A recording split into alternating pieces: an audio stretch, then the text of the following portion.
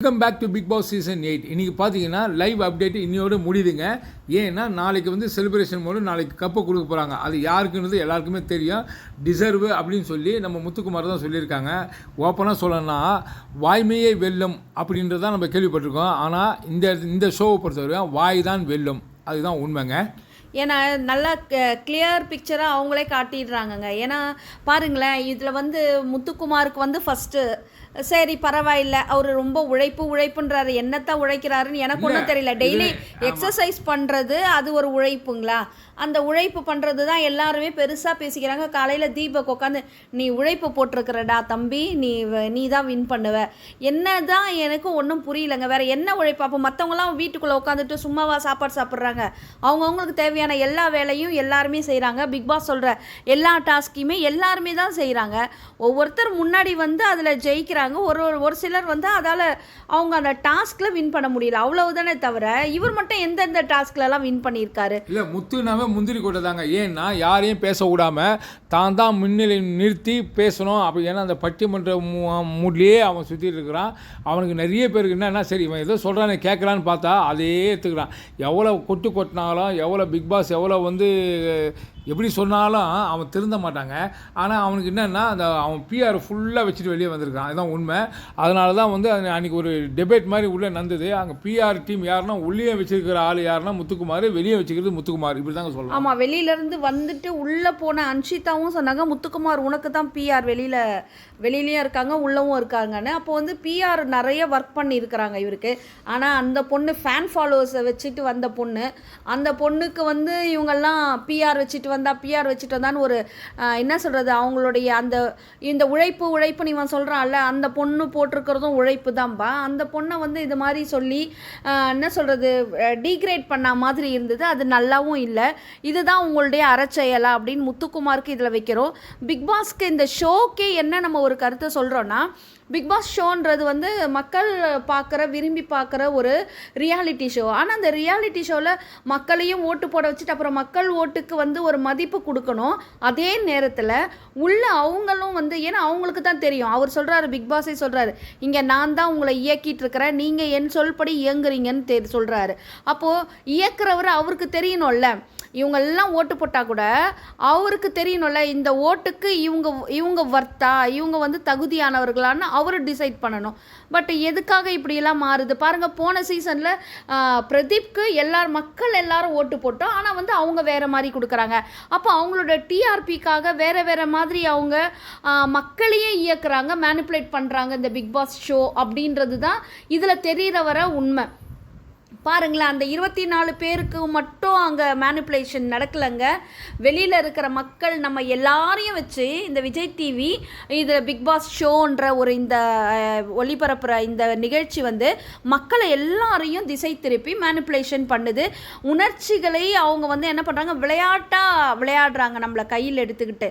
ஏன்னா மக்கள் வந்து சொல்கிறோம், இவர் வந்து உழைப்பு போடுறேன் நான் வந்து ரொம்ப கஷ்டப்படுறவா அப்படிலாம் காமிக்கிறவர் பார்த்தீங்கன்னா வெளியில் பார்த்தீங்கன்னா அவர் ஃபாரினுக்கு போகிறாரு, அவங்களும் நல்ல செட்டிலாக இருக்கிறாரு, அவர் மீடியா பர்சனு, அவரை குறை சொல்லலைங்க, அவர் டேலண்டட் தான். அப்போது வேறு மாதிரி ஏமாத்துறாருல, நான் கஷ்டப்படுறவன் ஏமாத்துறாருல. இப்போ அந்த பொண்ணு வீடும் அவங்க அப்பா உழைத்ததுனால முன்னுக்கு வர அவன் என்ன பண்ணுறா, அதுதானே நமக்கு தேவை. அவள் என்ன பண்ணுறா, நான் கஷ்டப்படுறேன்னு சொல்கிறா. அப்போ அவள் கஷ்டப்படுறது தெரியாது. அவங்க அப்பா வந்து நெய் பிஸ்கெட்டு பப்ஸு முட்டை பப்ஸு விற்கிறாரு, நிறைய பேக்கரிஸ் இருக்குது அப்படியெல்லாம் சொல்கிறது. அவங்கள வந்து திரும்பவும் என்ன பண்ணுறாரு, அந்த கீழே தள்ளிட்டு மேலே வர்றதுக்கான ஒரு உழைப்பை தான் வந்து முத்துக்குமரன் போட்டிருக்கிறாரு. Muthukumaran and team. ஆனால் அவங்க அப்பாவோட உழைப்பை நம்பாமல் ஒரு பொண்ணு தன்னோட உழைப்பில் நான் யார், என்னோட டேலண்ட்டுன்னா நான் எப்படி மற்றவங்களுக்கு பிரதிபலிச்சுக்கிறேன் என்ன அப்படின்னு ஒரு நல்ல ஆர்கானிக் வேல தன்னை பிரதிபலித்து மக்களுக்கு அடையாளம் காட்டி கொண்ட சௌந்தர்யா எங்கே சொல்லுங்கள். அப்போது யாருக்கு நம்ம அந்த கப்பு கொடுக்கணுன்றது முடிவு பண்ணணுங்க. அது இல்லாமல் நீங்கள் இப்படி ஒரு கேமு இது வந்து இந்த மங்காத்தா ஆடிப்பார் மங்காத்தா அந்த மாதிரி ஆடுறீங்க, அது நல்லாவே இல்லைங்க. கொஞ்சம் கூட என்ன சொல்கிறது, அந்த ஒரு நியாயம் அறம் எதுவுமே இல்லாத ஒரு பிக் பாஸ் ஷோவை நாங்கள் பார்க்குறோம். இதாக காலையில் பார்த்தீங்கன்னா நம்ம தீபக் வந்து கொஞ்ச நாள் வந்து சினி இந்த இதில் அந்த சீரியல்ஸ்லலாம் கொஞ்சம் வெளியில் இருந்திருந்தார். இப்போ தான் ஏதோ ஒரு சீரியல் பண்ணிகிட்ருக்கிறாரு. ஸோ அவரும் தன்னை ரொம்பவா ஓவராக காட்டிக்கணும்னு ஃபஸ்ட்டில் பயங்கரமாக ஆட்டிடியூட் பண்ணார். இப்போ பார்த்தீங்கன்னா முத்துக்குமாருக்காக தம்பி நீ ஜெயிச்சிடுவிடான்னு ஒரு கண்ணீர், நீலி கண்ணீர். அது எதுக்கு? உங்களுடைய அண்ணன் தம்பி பாசத்தை அவர் வெளியில் வந்துட்ட பிறகு நீங்கள் வீட்டுக்குள்ளே வச்சுக்கோங்கப்பா. ஆனால் இங்கே வந்து நீங்கள் காமிக்கிறது உண்மையான ரியலானது தான் மக்கள் கேட்குறாங்க. ஆனால் நீங்கள் இப்படி நடிக்கும் போது ஒரு சாரார் உங்களை நம்பி உங்களை சார்ந்தவங்களோ உங்களுக்கு சப்போர்ட் பண்ணுறவங்களோ உங்களை விரும்பலாம். ஆனால் உண்மையை மட்டுமே நம்புகிறவங்க உண்மையாக இருக்கிறீங்களான்னு அப்படி ஆராய்ந்து பார்க்குறவங்களுக்கு உங்களுடைய போலி நாடகம் தெரிய வந்திருக்குது. இல்லை இதில் என்ன ஒரு விஷயம் பார்த்தீங்கன்னா, முத்துக்கு நான் இங்கே ஏற்கனவே சொல்லிட்டோம். ஏன்னா அவன் நிறைய பிஆர்பி செட் பண்ணிட்டு வந்திருக்கிறான். அதனால் அவனுக்கு கப்பு போட்டோம் நம்ம அன்றைக்கே சொல்லியாச்சு. ஏன்னா இது அன்டிசர்வ் தான் சொல்லணும். அவன் போயிட்டான். ஆனால் ரெண்டாவது ஆக்சுவலி ஃபஸ்ட்டு வர வேண்டியது தான் வந்து நம்ம சௌந்தர்யா. அந்த பொண்ணு எல்லாமே பண்ணியிருக்கு. நீங்கள் வேணால் ஏவி போய் மறுபடியும் பாருங்கள். முத்து பண்ணதெல்லாம் வந்து விஜய் சேதுபதி சாரும் கண்டிச்சிட்டாரு, பிக் பாஸும் எவ்வளோ கண்டிச்சிட்டாரு. ஆனால் எல்லாத்தையும் தட்டி விட்டு போவான். அறம் வெல்லும் சொல்லிட்டு அதை மீறி நிறைய வந்து பிக் பாஸ் கொடுக்குற வந்து எல்லா டாஸ்கையும் மாற்றுவான். கேட்டால் இது டேலண்ட்டு, இதுதான் உழைப்பா. அப்போ ரூல் பிரேக் பண்ணுறவனும் ஒழுங்கின்மையாக இருக்கிறவனுக்கும் தான் கப்புனா, அப்போ இவர் ஒரு அடையாளம்ல, மக்கள் பார்க்குற மக்களுக்கு இவர் ஒரு அடையாளமாயிடுறாரு. ப்ளஸ் தன்னை வந்து வெளியில் வந்து ஒரு பரிதாபமாக காட்டிக்கிட்டு அதில் வின் பண்ணணும்னு நினைக்கிறாரு. அப்ப அவருடைய தைரியமும் அந்த இடத்துல இல்ல. சோ போல்ட் இல்ல அந்த இடத்துல, புத்திசாலியான அந்த பிரேவ்னஸ் இல்ல. என்ன புத்திசாலித்தனம்? மற்றவங்களை ஏய்ச்சி பிழைக்கிற புத்திசாலித்தனம் இருக்குது. இதுல பாத்தீங்கன்னா ரெண்டாவது சௌந்தர்யா பரவாயில்லைங்க, அவங்களுக்காக கொடுத்துருக்கணும். ஆனால் வந்து நிறைய பேர் என்ன சொல்லுவாங்க, விஜய் விஷாலுக்குன்றாங்க. அவன் என்னங்க வெளியே பச்சையாக சொல்லனா வேறு சொல்லுவாங்கல்ல, ஒரு பொண்ணு பின்னாடி சுற்றினா டக்குன்னு சொல்லுவாங்க, அது வேறு மாதிரி சொல்லுவாங்க. நான் சொல்லக்கூடாது. ஆனால் இவன் 2 பொண்ணுங்களோட சுற்றின்னு 2 பெண்களுடைய வாழ்க்கையை கெடுத்துட்டு இருக்கிறான். ஆனால் இவனுக்கு 2வது பிளேஸ்ன்றது எந்த விதத்தை நியாயம்? நீங்களே சொல்லுங்கள். மக்களை வந்து எப்படி இவன் தன்னை மக்கள்கிட்ட வந்து தன்னை எப்படி பிரதிபலிச்சுக்கிறான்னு கொஞ்சம் பாருங்கள். ரொம்ப கேவலமான ஒரு விளையாட்டை தான் விஷால் விளையாடி இருக்கிறாரு. அட்லீஸ்ட் அவருக்கு 5th கொடுத்துருக்கணும். ஜாக்லினும் அருணும் கரெக்டாக இருந்திருந்தாங்கன்னா, அவங்க இந்த 2 கள்ள ஆடுகளை வந்து அப்போவே வெளியில் அனுப்பியிருந்தாங்கன்னா அவங்க உள்ளே இருந்திருப்பாங்க. இந்த பவித்ராவும் விஷாலும் வெளியில் இருந்திருப்பாங்க. அதுதான் வந்து முத்துக்குமார் இன்னைக்கு லைவ்ல கூட சொல்கிறாரு. அவரோட கணிப்பு படி அவர் இப்படி தான் சொல்கிறார். ஃபஸ்ட்டு வீக்லேயே நான் கணிச்சிட்டேன், சவுண்டு இருப்பாங்க, அப்புறம் வந்து நம்ம ரயான் இருப்பார். ரயான் வந்து டிடிஎஃப்ல வந்ததே ரயான் இருப்பார், முத்துக்குமரன், ஜாக்லின், தீபக் அப்படின்னு அவர் ஒரு பிளான் சொல்லியிருந்தார். ஸோ நம்மளோட அதே யோசனை தான் அவருக்கும் தெரிஞ்சிருக்கு. நம்ம என்ன சொல்லியிருந்தோம், ஒன்று வந்து சௌந்தர்யா ஃபஸ்ட்டில் இருக்கணும், இல்லை முத்துக்குமார் செகண்டில். அப்படி இல்லைன்னா முத்துக்குமாருக்கு தான் கொடுக்கணும். முத்துக்குமார் ஏன்னா அவர் வச்சுருக்கிற பிஆர்லாம் அரசியல் லெவலில், பட்டிமன்றம் இந்த லெவலில் ஆளுங்கள்லாம் அவருக்கு இருக்கிறனால, ப்ளஸ் வந்து அவர் இந்த சின்ன சின்ன குட்டி குட்டி சேனல்ஸ்லலாம் ஒர்க் பண்ணியிருக்கிறாரு, இன்டர்வியூ பண்ணியிருக்கிறாரு நிறைய பேரை. அதனால் அவருக்கு வந்து மீடியா ஃபேம் அதிகம். அதனால் அவருக்கு நிறைய ஓட்டு வந்திருக்கலாம். அவர் பிஆர் நிறைய செட் பண்ணியிருக்காருன்னு எல்லாருக்குமே தெரிஞ்சிருக்குது. அதனால் சரி ஓகே, அவருக்கு ஃபஸ்ட்டோ செகண்டோ வருது. ஆனால் விஷாலுக்கு எதுக்கு? அப்போ விஷால் என்ன ஒரு அடையாளத்தை மக்களுக்கு காட்டி கொடுக்குறாரு? இப்படி இருங்க, அப்படி இருங்க, எப்படி இருக்கணும் இவர் இருக்கிற மாதிரி. அப்போ அவருக்கு கப்பு கொடுக்கறதுனால பிக் பாஸ் ஷோ என்ன மாதிரி ஷோ இது அப்படின்ற ஒரு கொஷின் தான் இதில் இருக்குது. பிக் பாஸும் சரி, அந்த இருக்கிற அந்த டீமுங்களும் சரி, இது மாதிரி கேவலமான அசிங்கமான விஷயங்களை படம் பிடிச்சு போட்டு இளைய தலைமுறையாக இருந்தாலும் சரி, 40 வயசு 30 வயசுக்கு மேலே இருக்கிறவங்களையா இருந்தாலும் சரி. ஏன்னா இங்கே பாருங்கள், வயசு வித்தியாசம் கிடையாது. விஷால் வந்து சேச்சின்னு சொன்னான், அதுக்கப்புறம் அந்த பொண்ணையே லவ்வர் ஆக்கிட்டான். அடுத்தது தர்ஷிகா வந்து பொய் சொல்லி ஏமாற்றி, ப்ளஸ் வந்து அவங்க அம்மாவோட மனசே நொந்து போகிற அளவுக்கு ஒரு பொண்ணை வந்து கஷ்டப்படுத்தி, அது அவங்க ஃபேமிலிக்குள்ளவே கஷ்டமாச்சு. ஸோ இது மாதிரி விஷயங்கள்லாம் உள்ள பிக் பாஸுக்குள்ளே நடக்கிற விஷயத்தை தான் நாங்கள் பேசுகிறோம். வெளியில் அவங்களோட விஷயங்களெல்லாம் நாங்கள் பேசலைங்க. ஸோ இப்படி இருக்கிற ஒரு விஷாலுக்கு வந்து செகண்ட் ப்ரைஸ் ரன்னர் அப் எப்படி கொடுக்கலாம்? அப்போ எதை நீங்கள் சொல்ல வரீங்க மக்களுக்கு? மக்களோட ஓட்டை வாங்கிக்கின்னு மக்களை கேவலமான முறையில் வந்து நீங்கள் அணுகுறீங்க அப்படின்றது தான் உண்மை. இதை எதுக்கு சொல்ல வரேன்னா, இது ஹிட்லர் இருந்தார். ஹிட்லர்லாம் நீங்கள் கேள்விப்பட்டிருப்பீங்க. அவர் என்ன பண்ணுவாராம், நாட்டை வந்து எப்படி ரூல் பண்ணுறான் அப்படின்றத வந்து எல்லாரும் பேசுவாங்க. ஹிட்லர்னாவே எல்லாருக்கும் கொஞ்சம் பயம் இருக்கும். அவர் என்ன பண்ணுவாராம், சொல்கிறாரு, நாட்டு மக்களை எப்படி வந்து தான் கண்ட்ரோலில் கொண்டு வருவார்னா, ஒரு கோழி எடுப்பாராம். கோழி அதை எடுத்து எல்லா சிறகுகளையும் பிரிச்சுட்டே இருப்பாராம். யாரோடய பேசும்போது ஒவ்வொன்றா பிரித்து அதை வந்து அப்படியே உயிரோட ஒரு முடி இல்லாமல் அப்படியே தூக்கி போட்டு வரான் கோழியை.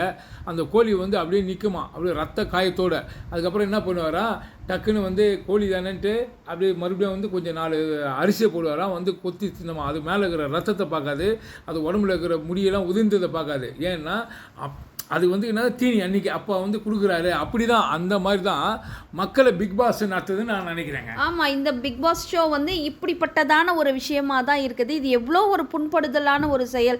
இது தெரியாமலே எவ்வளோ மக்கள் வந்து இதுக்குள்ளே மேனிப்புலேட் ஆகியிருக்கிறாங்க பாருங்கள். அப்போ நம்மலாம் வந்து அவருக்கு வந்து தொண போகிறோம், இந்த ஷோக்கு வந்து தொண போகிறோன்றத மாதிரி இருக்குது. இந்த ஷோ வந்து ரிவ்யூ பண்ண ஏண்டா வந்தோன்னு தான் இருக்குது. போன தடவை அந்த பிரதீப்ன்ற ஒருத்தனை வந்து ஃபேக்காக ஒரு அக்யூசேஷன் பண்ணி வெளியில் அனுப்புனதுக்காக தான் நம்ம இதை வந்து இந்த விஷயத்த மனசு கஷ்டமாக இருக்கிற இந்த விஷயத்த வந்து எல்லார்கிட்டையும் ஷேர் பண்ணிக்கணும் அப்படின்ற மாதிரி இருக்கணும். நாங்கள் வந்து இந்த காசுக்காகவோ பணத்துக்காகவோ இதில் வரல. அப்படின்னா ஒரு நாளைக்கு 10 வீடியோஸ் நம்ம போடலாம். அப்படி இல்லை, உள்ள ஏதாவது எங்களுக்கு தேவையானது அந்த கண்டென்ட் மாதிரி ஏதாவது இருந்ததுன்னா மட்டும்தான் நம்ம இதை பேசுகிறோம். ஸோ ஏன் இப்படி சொல்லணும்னா, எங்களுக்கு இன்னும் அந்த மானிட்டைசேஷன் கூட ஆன் ஆகலைங்க. உண்மை அதுதான். நாங்கள் இந்த பிக் பாஸ் மட்டும் தான் பண்ணிட்டு இருக்கோம். இனிமேல் வேற ஏதாவது கதைகளோ கருத்துள்ள வேற ஏதாவது சொசைட்டிக்கு தேவையானது, நமக்கு தேவை, நம்மளோட மனசுக்கு ஆறுதலாக இருக்கிற விஷயங்களை பேசலாம். நாங்களும் 1 இயராக பார்த்துட்டு தான் இருக்கோம். பட் வந்து அதுக்கான ரெஸ்பான்ஸ் வருதா என்னன்றது நம்மளுக்கு தெரியல. ஸோ இந்த பிக் பாஸில் வந்து இன்ஸ்பயர் ஆகிட்டு இந்த பிரதீப்காக நாங்கள் பேச வந்தோம். அடுத்தது இந்த ஷோவில் வந்து சௌந்தர்யாவை பார்த்ததையும் ஃபர்ஸ்ட் வீக் பார்த்துட்டு நம்ம பேசலாமா வேணாவா அப்படின்ற மாதிரி இருந்தது ஐடியா. அப்புறம் அந்த ஃபர்ஸ்ட் வீக்கில் வந்து சௌந்தர்யா வந்து அந்த க்யூட்டாக அவங்களோட பெர்ஃபார்மன்ஸ், டான்ஸ் மூமெண்ட்ஸ் அதெல்லாம் பார்த்ததையும் அட்மையர் ஆனோம். ஆனால் அட்மையர் ஆனது மட்டும்தாங்க, அவங்களுக்கு தான் நாங்கள் பண்ணணும் அப்படின்றது பேசணுன்றது இல்லை. ஃபஸ்ட்டு 3 வீக்ஸ் வந்து நாங்கள் முத்துக்குமரனுக்காக தான் பேசணும். முத்துக்குமரனை எங்களுக்கு ஃபஸ்ட்டு 3 வீக்ஸ் பிடிச்சிருந்தது. அவர் ஜாக்லினை பிடிக்கவே இல்லை. ஏன்னா எல்லாரும் ஒரு பக்கம் இருக்கிறாங்க, இந்த அம்மா வேணும்னே வந்து வந்த உடனேவே ஸ்டார்ட் பண்ணிட்டாங்க. அது நல்லா இல்லை. அதனால் முத்துக்குமரனுக்கு தான் பண்ணோம். முத்துக்குமரன் என்ன பண்ணிட்டாரு, ரொம்ப ஒரு பாசி டைப்பில் எல்லாரையும் ஆர்டர் பண்ணி உட்கார வச்சார் பாருங்க. அப்போவே அவர் மேலே இருந்த அந்த இது போயிடுச்சு. ஏன்னா பதவி வரும்போது பணிவு வர வேணும்னுவாங்க. அந்த பதவி வரும்போது அவர்கிட்ட அந்த பணிவே இல்லாமல் போனது. அப்போ அவருடைய உண்மையான கேரக்டருமே அப்படி தான் அங்கங்கே தெரிஞ்சிச்சு. இதில் கண்ட்ரோல் பண்ணிக்கிட்டாரு. எப்படி பவித்ரா ஒரு ஃபேக்கான ஒரு மாஸ்க்கை வந்து கண்ட்ரோல் பண்ணிட்டு வெளியில் காட்டாமல் அப்படியே இருக்கிறாங்களோ, உண்மை முகத்தை வெளியில் காட்டிக்காமல் இருக்கிறாங்களோ, அதே மாதிரி தான் முத்துக்குமரன். அவருடைய ஃபன் பார்ட் எல்லாருக்குமே ரொம்ப பிடிக்கும். இன்றைக்கி லைவில் கூட அவ்வளோ ஃபன் பண்ணிட்டு இருந்தார். செம்ம என்ஜாய். நாங்களாம் சிரிச்சுட்டு தான் இருந்தோம். ஆனால் முத்துக்குமார் சீரியஸாக ஒரு ஹீரோ மாதிரி தன்னை காமிச்சிங்கன்னா அதுக்கான தகுதி முத்துக்குமாரன் கிட்ட கிடையாது. ஆமாம். ஸோ இதுதான் சொல்ல வர மக்களே. ஆனால் மற்றபடி வேறு ஒன்றும் இல்லை. சுவாரஸ்யம் அவங்கள வந்து ஹேர் க்ரூமிங்கு அது இதுன்னு சொல்கிறாங்க. ஏதோ ஒன்று பண்ணிட்டு போகிறாங்க. ஸோ ஏதோ பண்ணிட்டு போகிறாங்க. நாளைக்கு வந்து அந்த இது நடக்க போகுது. அது ஃபினாலேருந்து யாருக்கு கொடுக்குறாங்க, முத்துக்குமார் டிசர்வ் முடிவு பண்ணிட்டாங்க. அது பிக் பாஸ் பண்ணிச்சா இல்லை மற்ற சேனல்ஸுடைய ரெக்கமெண்டேஷனான்றது நமக்கு தெரியாது. ஏதோ ஒன்று நடக்குது. சரி போட்டோம். இந்த சீசன் வந்து மொக்க சீசன் தான். இருந்தாலும் ஒரு நியாயங்கள், ஒரு உண்மை, தர்மம், நேர்மை அது இல்லை. அது கொஞ்சம் வருத்தமாக இருக்குது.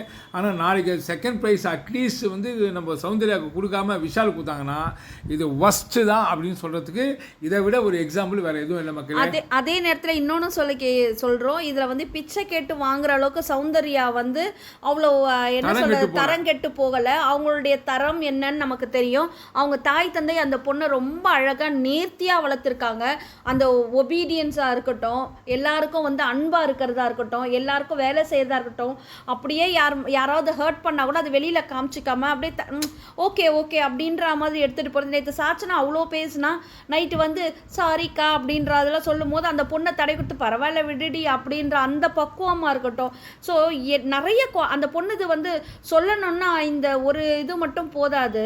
அவளுக்கு வந்து 2 வீடியோஸ் நாங்கள் போட வேண்டியது இருக்கும். அது மாதிரி பாடல்கள் மூலமாக தான் அந்த பொண்ணை வந்து நம்மளோட மனசுக்கு ஏற்ற மாதிரி பாட்டு பாடி எங்களோட மகிழ்ச்சியை தெரிவிக்கிற மாதிரி தான் இருக்குது. ஆமாம், சப்ஸ்கிரைபர்ஸ் நீங்கள் எல்லாருமே வந்து கமெண்ட்ஸில் ஒரு சிலரை தவிர நம்ம சௌந்தர்யாவுக்கு தான் நீங்கள் எல்லாருமே வந்து கமெண்ட்ஸ் போடுறீங்க. உங்கள் எல்லாருக்குமே ரொம்ப நன்றி, சப்போர்ட் பண்ணதுக்கு நன்றி. என்ன சொல்கிறது, ஒரு நல்ல விஷயத்த நம்ம எல்லாருமே முன் வந்து அதுக்கு ஆமோதிக்கிற வகையில் நம்மளோட கருத்துக்களை வந்து பகிர்ந்துக்கிறதுல ரொம்ப சாட்டிஸ்ஃபைடாக இருக்குது. இதே மாதிரி தொடர்ந்து எங்கள் சேனலுக்கு நீங்கள் வந்து ஆதரவளிங்க. நாளைக்கு லைவில் என்ன நடக்குதுன்றதை பார்த்துட்டு உங்கள் கூட வந்து நாங்கள் ஷேர் பண்ணுறோம். நீங்களும் அதை எப்படி என்ஜாய் பண்ணீங்க, சௌந்தர்யாவோட மூமெண்ட்ஸ் எப்படி இருந்தது, முத்துக்குமரனோட மூமெண்ட்ஸ் எப்படி இருந்தது, ஸோ அதெல்லாம் நீங்கள் என்ன பண்ணுங்க கமெண்ட் செக்ஷனில் போட்டுடுங்க. வேற ஒன்றும் இல்லைங்க, முத்துக்குமர் கப்பு வாங்கிட்டு போடுங்க.